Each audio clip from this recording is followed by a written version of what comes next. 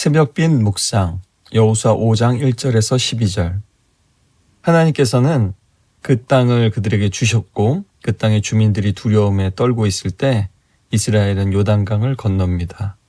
앞에서 라합은 홍해물을 마르게 하신 것을 들었다라고 얘기했는데 오늘 보니까 요단 서쪽의 아모리와 가나안의 왕들이 요단물을 말리시는 하나님에 대해서 듣고 마음이 녹았다. 이 표현 보면요, 영혼이 나갔다, 정신 나갔다는 표현입니다. 싸움은 기세죠. 근데 이스라엘은 곧바로 들어가서 그 땅을 차지할 기세입니다. 그러나 하나님은 그게 아니라고 멈춰 세우십니다. 하나님의 전쟁은 세상의 전쟁과는 전혀 다릅니다. 앞에서도 3일 기다리고 정탐꾼 보내고 또 요단을 건너고 돌을 취하고 여기서 다시 멈추게 하십니다. 더 길게요. 놀면 뭐하니라는 TV쇼처럼 전진과 진보만을 최고의 가치로 여기는 세상에서 멈추는 것은 우리 믿는 사람들의 미덕이 되어야 합니다. 가나안의 모든 왕들이 두려움에 떤다는 것은 공격 앞으로 이제 나아갈 이유가 됩니다. 그러나 성경은 이것보다 하나님과의 관계를 다지는 것이 더 우선이다라고 말씀합니다. 사실 우리 같으면 요단강을 건너기 전에 할례를 했을 겁니다. 게다가 길갈은 여리고와 매우 가깝습니다.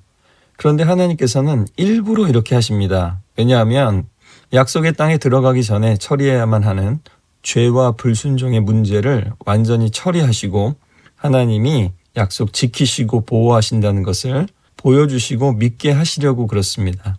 그래서 출애굽기에도 모세가 미디안에서 하나님을 만나고 이제 사명을 받죠. 애굽으로 돌아가는데 약간 뜬금없는 타이밍에 죽을 뻔합니다.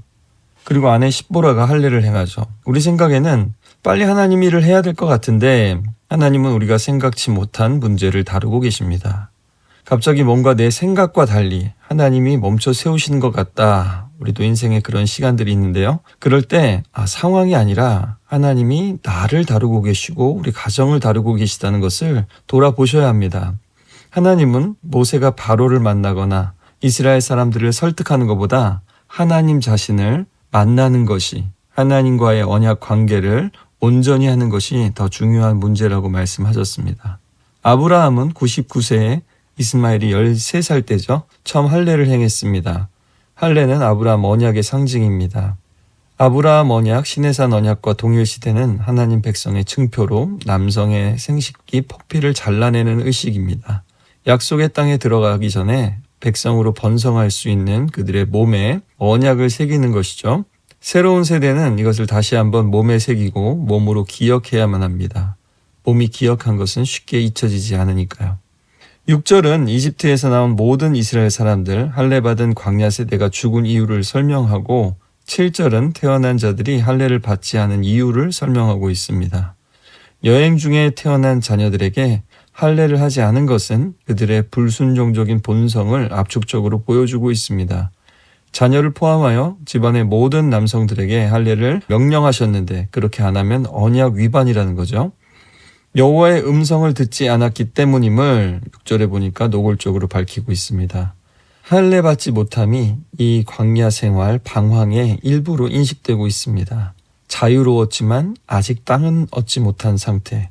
놀라운 큰 구원은 이미 받았지만 비전과 사명은 이루지 못한 상태, 이룰 준비가 되지 않은 상태입니다. 예수 믿는 사람들 중에도 천국 가면 됐지, 또 구원은 받은 것은 확실하지만 더 이상 헌신하기는 싫다라는 사람들이 바로 이런 상태에 있는 거나 다름없습니다.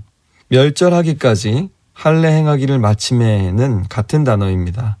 불순종하고 반역한 모든 사람이 죽을 때까지, 끝날 때까지, 그러니까 직역하면 둘 다 마치다, 끝내다라는 뜻입니다. 40년을 광야에서 보냈습니다. 이제 새로운 세대는 8절에서는 온 민족이 할례를 받았기 때문에 할례와 가정을 다 끝냈다, 마쳤다라고 표현합니다. 이전 세대는 불순종의 죽음으로 끝이 났고 이 길갈의 새로운 세대는 순종의 행위로 끝이 날 것임을 예견하고 있습니다.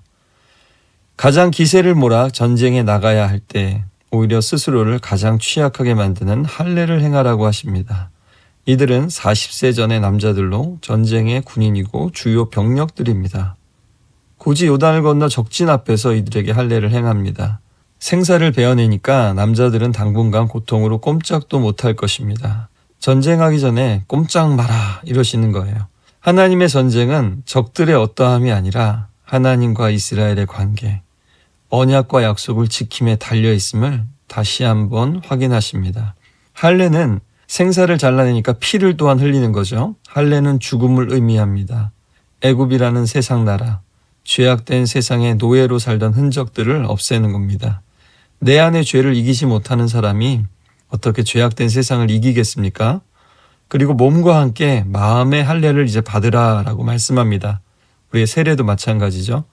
예수 그리스도와 함께 나의 죄와 죄된 몸이 죽고 예수님의 생명으로 부활의 능력으로 다시 사는 겁니다. 그리고 그 이후의 삶은 이제 죄를 이기며 사는 거죠. 세상을 이기며 사는 겁니다.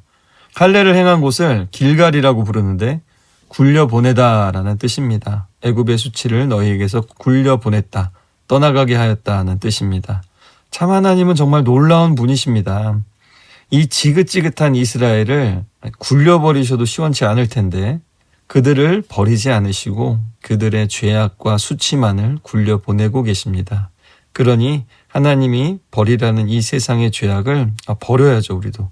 그렇지 않으면 이 심판받을 세상과 함께 다 굴러가고 말 것입니다.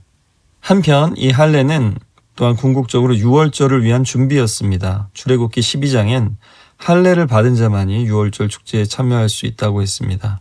노예와 거주 외국인들도 참여하기 전에 먼저 할례를 받아야 했습니다. 하나님의 구원, 출애굽의 절정인 유월절 잔치를 벌이고 있습니다. 그리고 만나가 그쳤습니다. 광야 생활이 끝났습니다. 광야에서는 하늘에서 음식이 내렸죠. 가나안에서는 이제 그들이 각자 땅을 받아서 기업으로 일구고 경작해야 합니다. 그들은 이미 약속의 땅 안에 있습니다. 이스라엘은 정복이 완료될 때까지 기다릴 필요가 없습니다. 지금부터 땅의 열매, 하나님의 선물을 이미 맛보고 있습니다. 그냥 강을 건너면서 모은 곡물이 아니라 11절은 분명히 그 땅의 소산이라고 분명히 밝힙니다. 이 타이밍이 기가 막힙니다. 추수가 시작될 때 도착했다는 것, 그래서 6월절을 이렇게 지킬 수 있게 하시는 것도 하나님의 공급에 대한 약속입니다. 출애굽 때 너무 급박해서 빨리 만들어서 먹을 수 있는 음식이었던 무교병, 또 이제는 가나안의 첫 열매와 함께 이 볶은 곡식을 먹는 이스라엘 사람들의 감동을 한번 상상해 보십시오. 이 6월절은 이스라엘을 이집트에서 구출하신 하나님의 행위를 기념하는 동시에 약속의 땅에서 새로운 삶에 대한 기대이기도 합니다. 그러나 이 가나안에서도 하나님을 의지하는 만나의 삶, 신뢰의 삶은 계속되어야 합니다. 만나는 그쳐도 하나님과의 만남은 계속되어야 합니다. 오늘 이 말씀 기억하면서 우리가 생각하는 타이밍, 장소, 상황이 아니라 하나님이 먼저 준비시키시는 것들을 잘 준비하는 믿음의 사람들 되시기를 바라고요. 아직도 처리되지 않은 세상에 속한 습관들, 생각들, 나도 모르게 배어진 누룩들을 잘라내고 버리고 이제 또 하나님이 주신, 나에게 주신 비전들, 이 땅에서 이루어야 될, 하나님과 함께 이루어야 될 그 비전들을 다시 한번 확증하는 시간이 되었으면 좋겠습니다. 2025년 새해가 시작한 지 얼마 안 됐는데요. 많은 계획과 해야 될 일들이 있지만 다시 한번 잠잠히 하나님과의 약속을 우리가 다시 한번 기억하고 또 하나님 앞에 고백하고 또 도움을 구하고 준비되어지는 기도의 시간이 되기를 바랍니다.